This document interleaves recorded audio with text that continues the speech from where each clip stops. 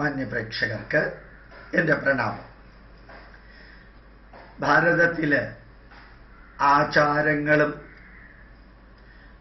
ആചാരങ്ങളുടെ സമൂഹമായിട്ടുള്ള ധർമ്മവും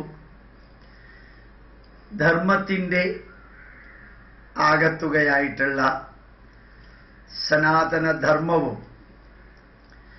വളരെ വളരെ വ്യക്തമായിട്ട് നിർവചിച്ചിട്ടുണ്ട്. ശരിക്ക് ആചാരം എന്ന് പറയുന്നത് ആചാരാത് ലഭതേഹ്യായു, ആചാരാത് ധനമക്ഷയം, ആചാരാത് ലഭതേ സുപ്രജ, ആചാരോ അഹന്ത്യലക്ഷണം. ആചാരങ്ങളിൽ ആത്മീയത ചേർന്നിരിക്കുന്നത് ദൈവഭയം കൊണ്ടല്ല. ആചാരങ്ങളിൽ ആത്മീയത ചേർത്തിരിക്കുന്നത് ഈശ്വരനെ സന്തോഷിപ്പിക്കാനല്ല. ആചാരങ്ങളിൽ ആത്മീയത ചേർത്തിരിക്കുന്നത് ഡിവോഷനും ഡെഡിക്കേഷനും സിൻസിയറിറ്റിയും ഉണ്ടാവാനാണ്. ആചാരങ്ങൾ അനുഷ്ഠിക്കുമ്പോൾ ആത്മാർത്ഥതയുണ്ടാവണം, അതിൽ ഡിവോഷൻ ഭക്തി ഉണ്ടാവണം, സമർപ്പണ ഭാവം ഉണ്ടാവണം. എങ്കിലത് സിൻസിയറായിട്ട് ആ ആചാരങ്ങൾ അനുഷ്ഠിക്കുള്ളൂ. നമ്മുടെ ത്രിവർണ്ണ പതാക ഉയർത്തുമ്പോൾ അതിന് കുറേ നിയമങ്ങളുണ്ട്. ജീവനില്ലാത്തൊരു തുണിക്കഷ്ണം ഉയർത്തുമ്പോൾ ഇത്രയും നിയമങ്ങൾ വെച്ചിരിക്കുന്നത് അതൊരു ദേശത്തിൻ്റെ പ്രതീകമാണ്, ഒരു രാഷ്ട്രത്തിൻ്റെ സംസ്കാരത്തിൻ്റെയും പ്രതീകമാണ് ദേശീയ പതാക. അത് കത്തിക്കുകയോ തിരിച്ചുയർത്തുകയോ തെറ്റായിട്ടുള്ള സമയത്ത് തെറ്റായിട്ടുള്ള സ്ഥലത്ത് ഉയർത്തുകയോ ചെയ്താൽ ഒരു ക്രിമിനൽ കുറ്റാണത്, സിവിൽ ഡിസൊബീഡിയൻസ് അല്ല. അതുമാതിരിയാണ് ഇന്ത്യൻ പ്രസിഡന്റിനെ നമ്മൾ ഏതെങ്കിലും വിധത്തിൽ ധിക്കരിച്ചാലോ മറ്റുള്ള നിയമം ഒരു മനുഷ്യനെ ധിക്കരിക്കുന്ന മാതിരിയല്ല. അവിടെയെല്ലാം ആ സ്ഥാനത്തിൻ്റെ മഹത്വം കൊടുത്തിരിക്കുകയാണ്. വേണമെങ്കിൽ ആചാരങ്ങൾക്കും ആ ആചാരത്തിൻ്റെ മഹത്വം നിലനിർത്താനായിട്ട് ആത്മീയത ചേർത്തു എന്ന് പറയുന്നതായിരിക്കും കുറെ കൂടി അഭികാമ്യം. ആചാരങ്ങൾ കൊണ്ട് ഉദ്ദേശിക്കുന്നത് ആയുരാരോഗ്യ സൗഖ്യം, സമ്പൽ സമൃദ്ധി, നന്മ നിറഞ്ഞ സമൂഹത്തിൻ്റെ ഐക്യം, അതുപോലെ നന്മ നിറഞ്ഞ വ്യക്തിത്വം. അതാണ് ഞാനിപ്പോൾ സംസ്കൃതത്തിൽ പറഞ്ഞതിൻ്റെ അർത്ഥം. അത് എല്ലായിടത്തും ഒരേപോലെ ആചരിക്കണം എന്നില്ല. സ്വഗ്രാമേ പൂർണ്ണമാചാരം, അന്യഗ്രാമേ തദർത്ഥകം, പട്ടണേതു തത്പാദം, യാത്രേ ബാലാത് ആചര. സ്വന്തം ഗ്രാമത്തിൽ പൂർണ്ണമായിട്ടും മറ്റൊരു ഗ്രാമത്തിലാണ് താമസിക്കുന്നതെങ്കിൽ പകുതി മതി, പട്ടണത്തിലാണെങ്കിൽ കാൽഭാഗം മതി. യാത്രയിൽ ആചാരങ്ങൾ അനുഷ്ഠിക്കേണ്ട ആവശ്യമില്ല. മാത്രമല്ല താതസ്യ കൂപോയമിതി ബ്രുവാണ കാ പുരുഷ ക്ഷാരജലം പിബതി. അച്ഛൻ കുഴിച്ച കിണറാണെന്ന് പറഞ്ഞ് അതിൽ ഉപ്പുവെള്ളമാണ് ഇപ്പോൾ ഉള്ളതെങ്കിൽ അച്ഛനോട് ബഹുമാനം കാണിക്കാൻ ഉപ്പുവെള്ളം കുടിക്കേണ്ട കാര്യമൊന്നുമില്ല. നമ്മുടെ പൂർവികർ തെറ്റായിട്ടുള്ളത് ചെയ്താൽ അത് ഇപ്പോഴും ആചരിക്കേണ്ട കാര്യമൊന്നുമില്ല. ഈ ആചാരങ്ങളെക്കുറിച്ച് നമ്മളുടെ സംശയങ്ങൾ വളരെ വളരെയധികം വികൃതമായ ലെവലിലേക്ക് പോകുന്നതായിട്ട് കണ്ടു. വളരെ വികൃതമായിട്ടുള്ള ലെവലിലേക്ക്. ഇന്നലെ വൈകുന്നേരം നല്ലൊരു പരിപാടി തിരുവനന്തപുരത്ത് ധനുവച്ചപുരത്തുണ്ടായിരുന്നു. ഇതെല്ലാം കഴിഞ്ഞ് ഇറങ്ങിയപ്പോൾ ഒരാൾ ഓടി വന്ന്, വളരെ സീനിയർ ആയിട്ടുള്ള ഒരാൾ, സാമാന്യ വിദ്യാഭ്യാസമുള്ള ഒരാളാണ്. അയാൾ വന്ന് ചോദിച്ചത്, അമ്പലത്തിനകത്തേക്ക് കയറുമ്പോൾ സ്ത്രീകൾ തലമുടി അഴിച്ചിട്ട് കയറാമോ അല്ല തലമുടി കെട്ടിയിട്ട് കയറണോ? സത്യത്തിൽ ഞാൻ അദ്ദേഹത്തിനോട് പറഞ്ഞു, നിങ്ങളെ പോലെയുള്ളവരാണ് ഈ ഹിന്ദു ധർമ്മത്തിൻ്റെ ശാപം. ആ സ്ത്രീകൾ തലമുടി കെട്ടിയിട്ടുകൊണ്ട് വന്നാൽ എന്താ, അഴിച്ചിട്ട് വന്നാൽ എന്താ?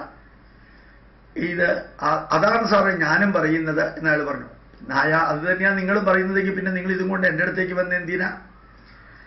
അല്ല, അത് അറിയേണ്ട ആളുടെ അടുത്ത് ചോദിക്കാതിരിക്കാൻ പറ്റുമോ? അപ്പം ഞാൻ പറഞ്ഞു, ഈ വ്യക്തിക്ക് തലമുടി അഴിച്ചിട്ടോ അഴിച്ചിടാതെയോ അമ്പലത്തിൽ പോകണമെന്നോ പോകണ്ടെന്നോ ഇവിടെ ആരെങ്കിലും പറഞ്ഞിട്ടുണ്ടോ? വേണമെങ്കിൽ പോട്ടെ, വേണ്ടെങ്കിൽ വേണ്ട. അപ്പം നമുക്കിപ്പോൾ പാതിരാത്രിക്ക് വരുന്ന ഫോൺ കോളുകളെല്ലാം ഈ ആചാരങ്ങളെക്കുറിച്ചുള്ള സംശയമാണ്.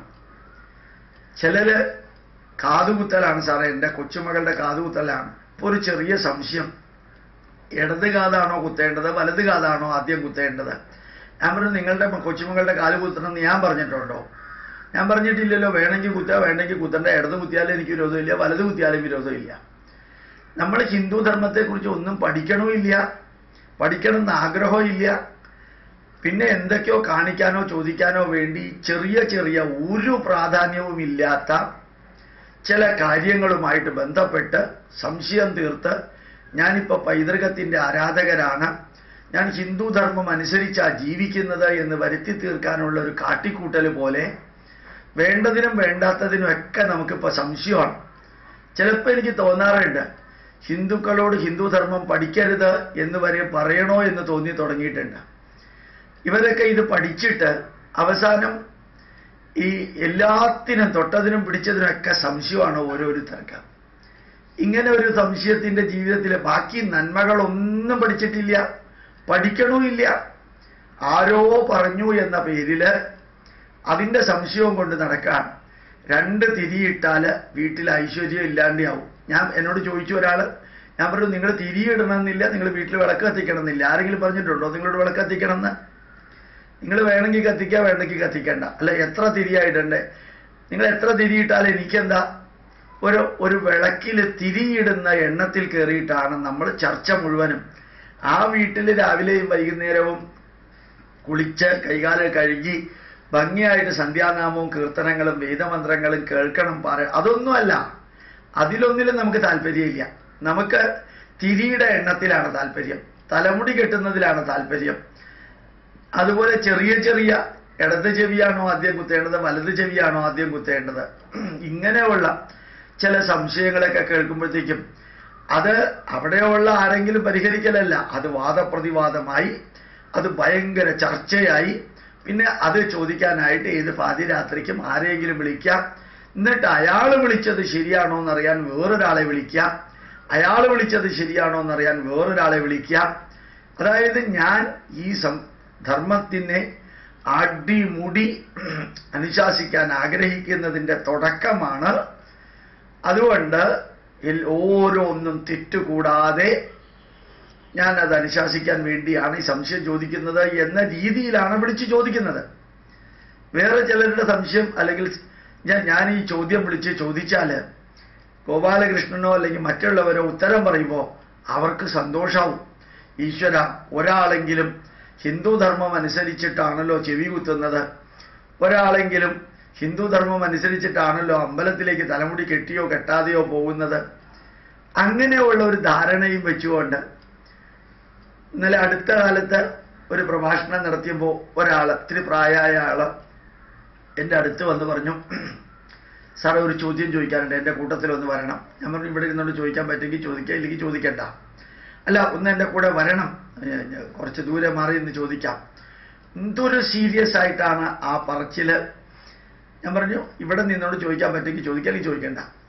എന്നിട്ട് അയാൾ വളരെ വളരെ വളരെ സീരിയസ് ആയിട്ട് ഉത്തരരാമായണത്തിലെ സീതയെക്കുറിച്ച് ഇങ്ങനെയൊക്കെ പറയുന്നുണ്ട്. അയാൾ ആ ചോദ്യം ചോദിക്കുന്നത് കേട്ടാൽ ഏതാണ്ട് ഇന്ത്യൻ ഭരണഘടനാ നിയമം ലംഘിക്കുന്ന ഒരു വ്യക്തിയെ തൂക്കിക്കൊല്ലാൻ പോകുമ്പോൾ അയാളെ തൂക്കിക്കൊല്ലാൻ പോകുന്നുണ്ടല്ലോ സാറേ, നമുക്കെന്താ ചെയ്യാൻ സാധിക്കാം എന്ന രീതിയിലുള്ള ഒരു ഫേഷ്യൽ എക്സ്പ്രഷൻ, വാക്കുകൾ. ഞാൻ ഒരു ഉത്തരരാമായണം എഴുതിയത് എൻ്റെ വീട്ടിലിരുന്നുകൊണ്ടല്ല, ഉത്തരരാമായണം എഴുതിയ സ്ഥലത്ത് പോയി ചോദിക്കുക, അല്ലെങ്കിൽ എഴുതിയ ആളോട് ചോദിക്കാം. ഇവരാരാ തീരുമാനിക്കാൻ ഉത്തരരാമായണത്തിൽ എഴുതിയിരിക്കുന്ന കാര്യങ്ങൾ ശരിയാണോ? അതിലെഴുതിയിരിക്കുന്നത് ശരിയാണെങ്കിൽ സ്വീകരിക്കുക, ശരിയല്ലെങ്കിൽ തിരസ്കരിക്കുക. ഉത്തരരാമായണ പ്രകാരം ഇവിടെ ഹിന്ദുക്കൾ ജീവിക്കുന്നേ? ഉത്തരരാമായണ പ്രകാരമാണോ നമ്മളൊക്കെ ജീവിക്കുന്നത് ഈ ലോകത്തിൽ? അപ്പൊ ഇന്ന് ഏതാണ്ട് പഠിക്കുന്നവർക്കും പഠിപ്പിക്കുന്നവർക്കും രാവിലെ മുതൽക്ക് രാത്രി വരെ സംശയങ്ങളാണ്. ഞാൻ ഇന്ന് നേരിട്ട് ഒരു വ്യക്തിയോട് പറയുകയും ചെയ്തു, ഇപ്പം എനിക്ക് തോന്നുന്നു ഹിന്ദുക്കൾ ഹിന്ദുധർമ്മം പഠിക്കാതിരിക്കുക നല്ലത്, മറ്റുള്ളവർക്കെങ്കിലും സ്വസ്ഥതയുണ്ട് എന്ന രീതിയിൽ തോന്നത്തക്ക വിധത്തിലാണ്. 2-3 ദിവസമായിട്ട് കാളയിറച്ചിയെ കുറിച്ചിട്ടാണ് മാതൃഭൂമിയിൽ വരികയും ചെയ്തു. വിഷുവിൻ്റെ അന്ന് നോർത്ത് കേരളയിൽ മുഴുവനും ബീഫും അതുമാതിരിയുള്ള സാധനങ്ങളാണ് വിഷുവിന് ഉപയോഗിച്ചിരിക്കുന്നത്. അപ്പോൾ കാളയിറച്ചി തിന്നുക. ഉപനിഷത്തിൽ അത് പറഞ്ഞത് ശരിയാണോ? ഉപനിഷത്ത് എഴുതിയത് ഞാനല്ലല്ലോ. ഉപനിഷത്തിൽ പറഞ്ഞിരിക്കുന്നത് ശരിയാണെങ്കിൽ ജീവിതത്തിൽ പകർത്താം, ശരിയല്ലെങ്കിൽ പകർത്തണ്ട. ഇത് ഉപനിഷത്ത് അനുസരിച്ചിട്ടാണ് ജീവിക്കുന്നത്. ഒരു ഉപനിഷത്തിന്റെ പേര് പോലും അറിയാത്തവനാണ് ഉപനിഷത്തിൽ കാളയിറച്ചിയെക്കുറിച്ച് പറഞ്ഞിട്ടുണ്ട്. ഇനി അത് മുസ്ലിങ്ങൾ ഇങ്ങനെ പ്രചരിപ്പിക്കുന്നുണ്ട്. അതിൽ നമ്മളെന്താ ചെയ്യുക? നിങ്ങൾ നിങ്ങളുടെ കാര്യം ചെയ്തുകൊണ്ട് ജീവിക്കാം. മുസ്ലിങ്ങൾ പ്രചരിപ്പിക്കുകയാണെങ്കിൽ ഉത്തരം കൊടുക്കാൻ പറ്റുമെങ്കിൽ കൊടുക്കാം, അല്ലെങ്കിൽ മിണ്ടാതിരിക്കുക. അപ്പൊ യഥാർത്ഥത്തിൽ എന്തോ ഒരു തരം വികാരം, ഞാൻ 2-3 ദിവസമായി ഇത് പറയുന്നുണ്ട്, എന്തോ ഒരു വികാരത്തിന്റെ പുറത്ത് നമ്മളൊക്കെ ഏതോ ഹിന്ദു ധർമ്മത്തിന്റെ സംരക്ഷകരാണ്, ഇങ്ങനെ നമ്മുടെ പുസ്തകത്തിൽ പറഞ്ഞിട്ടുണ്ടോ ആ പറഞ്ഞിട്ടുണ്ടെങ്കിൽ താനെന്താ ചെയ്യാൻ പോണേ? അല്ല, അതിനെതിരെ നമുക്ക് പ്രവർത്തിക്കണ്ടേ? ഗോപാലകൃഷ്ണൻ സാർ അതിനെതിരെ പ്രവർത്തിക്കണ്ടേ?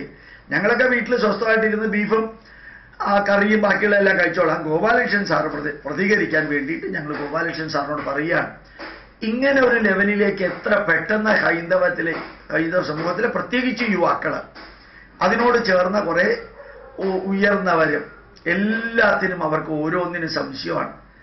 ഈ ആചാരത്തെക്കുറിച്ചുള്ള ശ്ലോകം പറയുന്നതിനിടയ്ക്കാണ് ഞാനിത് പറഞ്ഞത്. ആചാരം അനുഷ്ഠിക്കുന്നത് സ്വർഗത്തിലേക്ക് പോകാനല്ല, നരകത്തിലേക്ക് പോകാതിരിക്കാനല്ല, ഈ ജീവിതത്തെ ധന്യമാക്കാൻ വേണമെങ്കിൽ ഉപയോഗിക്കുക, വേണ്ടെങ്കിൽ വേണ്ട. ആചാരങ്ങളുടെ സമൂഹമാണ് ധർമ്മം. അമ്മ അനുഷ്ഠിക്കേണ്ട ആചാരങ്ങളുടെ സമൂഹം മാതൃധർമ്മം. അച്ഛൻ അനുഷ്ഠിക്കേണ്ട ആചാരങ്ങളെല്ലാം കൂടി ചേർത്ത് എഴുതിയാൽ പിതൃധർമ്മം. മകൻ അനുഷ്ഠിക്കേണ്ട ആചാരങ്ങളെല്ലാം കൂടി ചേർത്ത് എഴുതിയാൽ പുത്രധർമ്മം. പൗരൻ അനുഷ്ഠിക്കേണ്ട ആചാരങ്ങൾ ചേർത്ത് എഴുതിയാൽ പൗരധർമ്മം. എല്ലാം കൂടി ചേർത്ത് എഴുതിയാൽ അത് സനാതനധർമ്മം. ഇത്ര ഭംഗിയായിട്ടാണ് നമ്മുടെ പൂർവികർ ഇതൊക്കെ എഴുതിയിരിക്കുന്നത്. അത്ര ധന്യമായിട്ടുള്ള രീതിയിലാണ് നമ്മുടെ പൂർവികർക്ക് തെറ്റുപറ്റാത്ത വിധത്തിൽ എഴുതിയിരിക്കുന്നത് എന്ന് തിരിച്ചറിയുകയും, അവരെഴുതിയത് 2000-3000 വർഷങ്ങൾക്ക് മുമ്പാണ്. അന്നത്തെ കാലഘട്ടത്തിനനുസരിച്ചിട്ടാണ്. അതിൽ ചില മാറ്റങ്ങളൊക്കെ വരുത്തണമെങ്കിൽ മാറ്റങ്ങൾ വരുത്തണം. മാത്രമല്ല, ഇന്ന് വരെ അവരെഴുതിയത് എന്താണെന്ന് പോലും അന്വേഷിക്കാൻ നോക്കാത്തവരാണ്. ഇപ്പോൾ അതിലെ ഒരു വരി കിട്ടിയപ്പോൾ വികാര തീവ്രമായിട്ട് എനിക്ക് അത്ഭുതം തോന്നിയിട്ടുണ്ട്. ഒരു അഡ്വക്കേറ്റ്, അദ്ദേഹം പൊളിറ്റിക്കൽ കാൻഡിഡേറ്റ് ആയിരുന്നു. അദ്ദേഹം തന്നെ ഹലാൽ ബീഫ് എത്തിക്കാന്ന് പറയുന്ന ആള് വിളിച്ച് നമ്മളോട് പറയുകയായിരുന്നു, ഇങ്ങനെ ബീഫ് കഴിച്ചിരുന്നു ഹിന്ദുക്കള് എന്ന് ഉപനിഷത്തിലുണ്ട്, സാറ് പ്രതികരിക്കണം.